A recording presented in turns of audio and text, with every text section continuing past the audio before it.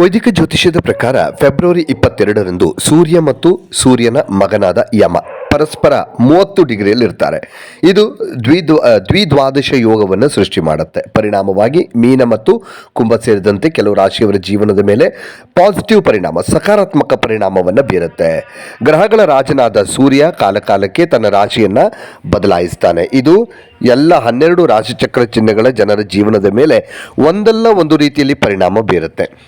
ಸೂರ್ಯನನ್ನ ಆತ್ಮ, ತಂದೆ, ಖ್ಯಾತಿ, ಗೌರವ ಮತ್ತು ಸರ್ಕಾರಿ ಕೆಲಸಕ್ಕೆ ಕಾರಣವಾದ ಗ್ರಹ ಅಂತ ಪರಿಗಣಿಸಲಾಗುತ್ತೆ.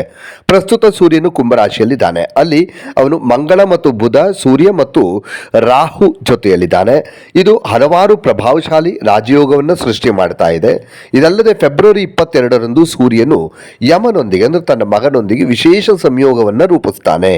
ಇದು ದ್ವಿದ್ವಾದಶ ಯೋಗವನ್ನು ಸೃಷ್ಟಿ ಮಾಡುತ್ತೆ.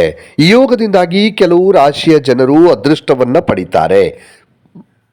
ವೃತ್ತಿ, ಸಂಪತ್ತು, ಗೌರವ ಮತ್ತು ಇತರ ಕ್ಷೇತ್ರಗಳಲ್ಲಿ ಲಾಭದ ಸೂಚನೆಗಳಿವೆ. ಮತ್ತೆ ನೋಡಿ, ಫೆಬ್ರವರಿ 22 ಇವತ್ತು ರಾತ್ರಿ 8:16 ಸೂರ್ಯ ಮತ್ತು ಯಮ ಪರಸ್ಪರ 30 ಡಿಗ್ರಿ ದೂರದಲ್ಲಿರ್ತಾರೆ. ಈ ಪರಿಸ್ಥಿತಿ ಪ್ರಬಲವಾದ ದ್ವಿದ್ವಾದಶ ಯೋಗವನ್ನು ಸೃಷ್ಟಿ ಮಾಡ್ತಾ ಇದೆ.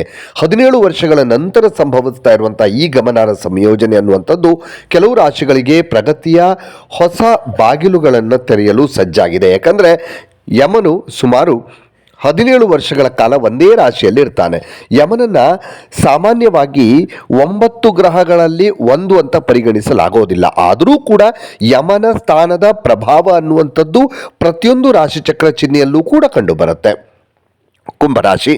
ಕುಂಭರಾಶಿಯವರ ಜಾತಕದಲ್ಲಿ ಬುಧ, ಶುಕ್ರ, ರಾಹು ಮತ್ತು ಸೂರ್ಯನೊಂದಿಗೆ ಲಗ್ನದ ಮನೆಯಲ್ಲಿದ್ದಾರೆ. ಯಮನು ಕೂಡ 12ನೇ ಮನೆಯಲ್ಲೇ ಇದ್ದಾನೆ. ಪರಿಣಾಮವಾಗಿ ಕುಂಭರಾಶಿಯಡಿಯಲ್ಲಿ ಜನಿಸಿದಂಥವರಿಗೆ ಬಾಕಿ ಇರುವಂತಹ ಕೆಲಸಗಳು ಪೂರ್ಣಗೊಳ್ಳುವ ಸಾಧ್ಯತೆ ಇದೆ ಮತ್ತು ಹೂಡಿಕೆಗಳು ಉತ್ತಮ ಲಾಭವನ್ನು ಸೂಚಿಸುತ್ತವೆ. ದೀರ್ಘಕಾಲದಿಂದ ಸ್ಥಗಿತಗೊಂಡಿದ್ದ ಆರ್ಥಿಕ ಪ್ರಯತ್ನಗಳು ಈಗ ವೇಗವನ್ನು ಪಡಿತವೆ. ವೃತ್ತಿ ಪ್ರಗತಿಗೆ ಅವಕಾಶಗಳು ಹೊರಹೊಮ್ಮುತ್ತಾ ಇವೆ ಮತ್ತು ನೀವು ಹೊಸ ಉದ್ಯಮವನ್ನು ಆಲೋಚನೆ ಮಾಡ್ತಾ ಇದ್ರೆ ಯಶಸ್ಸು ಸಿಗುವಂತ ಸಾಧ್ಯತೆ ಇದೆ. ಕುಟುಂಬದೊಂದಿಗೆ ಆನಂದದಾಯಕ ಸಮಯವನ್ನು ಕಳೀತೀರಿ. ಪರಸ್ಪರ ನಂಬಿಕೆ ಸಾಮರಸ್ಯವನ್ನು ಬಲಪಡಿಸುತ್ತೆ. ಸಾಮಾಜಿಕ ಚಟುವಟಿಕೆಗಳಲ್ಲಿ ನಿಮ್ಮ ಭಾಗವಹಿಸುವಿಕೆ ಹೆಚ್ಚಾಗುತ್ತೆ. ಹೆಚ್ಚುವರಿಯಾಗಿ ಆಧ್ಯಾತ್ಮಿಕತೆಯತ್ತ ಒಲವು ಹೆಚ್ಚಾಗುತ್ತೆ. ದಾನ ಕಾರ್ಯಗಳು ಸಕಾರಾತ್ಮಕ ಫಲಿತಾಂಶವನ್ನು ನೀಡ್ತವೆ. ಇನ್ನು ಮೀನರಾಶಿ, ದ್ವಿದ್ವಾದಶ ಯೋಗ ಮೀನರಾಶಿಯ ಜನರಿಗೆ ಸಾಕಷ್ಟು ಪ್ರಯೋಜನಕಾರಿಯಾಗಿರುತ್ತೆ. ದೀರ್ಘಕಾಲದಿಂದ ಬಾಕಿ ಉಳಿದಿರುವ ಕೆಲಸಗಳು ಪೂರ್ಣಗೊಳ್ಳುವ ನಿರೀಕ್ಷೆ ಇದೆ. ಜೊತೆಗೆ ಸಂಪತ್ತಿನ ಹೆಚ್ಚಳ ಕೂಡ ಆಗತ್ತೆ. 12ನೇ ಮನೆಯಲ್ಲಿ ಸೂರ್ಯನಿರೋದರಿಂದ ಈ ಒಂದು ಮೀನರಾಶಿಯ ಜನರಿಗೆ ಇಲ್ಲಿ ಪೂರ್ವಜರ ಆಸ್ತಿ ಕೂಡ ಸಿಗುವಂಥ ಪ್ರಯೋಜನ, ಆ ಒಂದು ಅವಕಾಶ ಕೂಡ ಕಾಣಿಸ್ತಾ ಇದೆ. ಅನಿರೀಕ್ಷಿತ ಆದಾಯದ ಮೂಲಗಳು ತೆರೆದುಕೊಳ್ತವೆ. ವೃತ್ತಿ ಲಾಭದ ಸಾಧ್ಯತೆಗಳು ಕೂಡ ಇದೆ. ನೀವು ಕೆಲಸಕ್ಕಾಗಿ ಆಗಾಗ್ಗೆ ಪ್ರಯಾಣಿಸಬೇಕಾಗಬಹುದು. ಮೀನರಾಶಿಯವರು ಹೊಸ ಅವಕಾಶಗಳು ನಿಮಗೆ ತೆರೆದುಕೊಳ್ತವೆ. ವ್ಯವಹಾರದಲ್ಲಿಯೂ ಗಮನಾರ್ಹ ಲಾಭಗಳನ್ನು ಪಡೆಯಬಹುದು.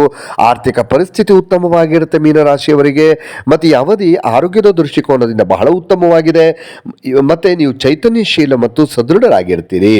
ಇನ್ನು ವೃಶ್ಚಿಕ ರಾಶಿ, ದ್ವಿದ್ವಾದಶ ಯೋಗ ವೃಶ್ಚಿಕ ರಾಶಿಯ ಜನರಿಗೆ ಪ್ರಯೋಜನಕಾರಿಯಾಗಿರುತ್ತೆ. ಈ ರಾಶಿಚಕ್ರ ಚಿಹ್ನೆಯ 10ನೇ ಅಂದರೆ ವೃಶ್ಚಿಕ ರಾಶಿಯ 10ನೇ ಮನೆಯಲ್ಲಿ ಸೂರ್ಯ ಇದ್ದಾನೆ ಮತ್ತು ಯಮ 3ನೇ ಮನೆಯಲ್ಲಿದ್ದಾನೆ. ಮತ್ತು ಈ ಸಮಯದಲ್ಲಿ ಕಾರ್ಯಗಳ ಮೇಲೆ ನಿಮ್ಮ ಏಕಾಗ್ರತೆ ಹೆಚ್ಚಾಗುತ್ತೆ, ಕೆಲಸದ ಮೇಲೆ. ಮತ್ತು ನೀವು ನಿಮ್ಮ ಜವಾಬ್ದಾರಿಗಳನ್ನು ಸಂಪೂರ್ಣ ಸಮರ್ಪಣೆ ಭಾವದೊಂದಿಗೆ ಜವಾಬ್ದಾರಿ ನಿಭಾಯಿಸ್ತೀರಿ. ಹಾಗೆ ನಿಮ್ಮ ನಿರಂತರ ಕಠಿಣ ಪರಿಶ್ರಮ ಮತ್ತು ದೃಢ ನಿಶ್ಚಯ ನಿಮ್ಮ ವೃತ್ತಿ ಜೀವನದಲ್ಲಿ ಫಲ ಕೊಡುತ್ತೆ.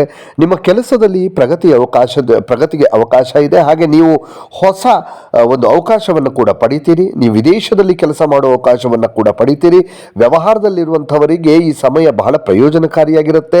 ವ್ಯವಹಾರಗಳು ಉತ್ತಮ ಲಾಭದ ಜೊತೆಗೆ ತೃಪ್ತಿದಾಯಕ ಲಾಭವನ್ನು ಗಳಿಸ್ತೀರಿ ಮತ್ತು ನಿಮ್ಮ ಪ್ರತಿಸ್ಪರ್ಧಿಗಳಲ್ಲಿ ಬಲವಾದ ಸ್ಥಾನವನ್ನು ಸ್ಥಾಪಿಸೋದಕ್ಕೆ ನಿಮಗೆ ಅನುವು ಮಾಡಿಕೊಡುತ್ತೆ. ಹಾಗೆ ಸೂರ್ಯನ ಈ ಸಂಚಾರವನ್ನು ನಿಮಗೆ ಶುಭ ಸಂಕೇತ ಅಂತ ಹೇಳಬಹುದು. ಆದಾಯದಲ್ಲಿ ಹೆಚ್ಚಳದ ಜೊತೆಗೆ ನಿಮ್ಮ ಉಳಿತಾಯದಲ್ಲೂ ಕೂಡ ಯಶಸ್ಸನ್ನು ಕಾಣ್ತೀರಿ. ಇನ್ನಷ್ಟು ವಿಡಿಯೋಗಳಿಗಾಗಿ ಮೀಡಿಯಾ18 ಕರ್ನಾಟಕ ಚಾನಲನ್ನು ಸಬ್ಸ್ಕ್ರೈಬ್ ಮಾಡಿ ಹಾಗೂ ಹೊಸ ವಿಡಿಯೋಗಳ ಅಪ್ಡೇಟ್ಗಳಿಗಾಗಿ ಬೆಲ್ ಐಕನ್ ಅನ್ನು ಕ್ಲಿಕ್ ಮಾಡಿ. Thank you.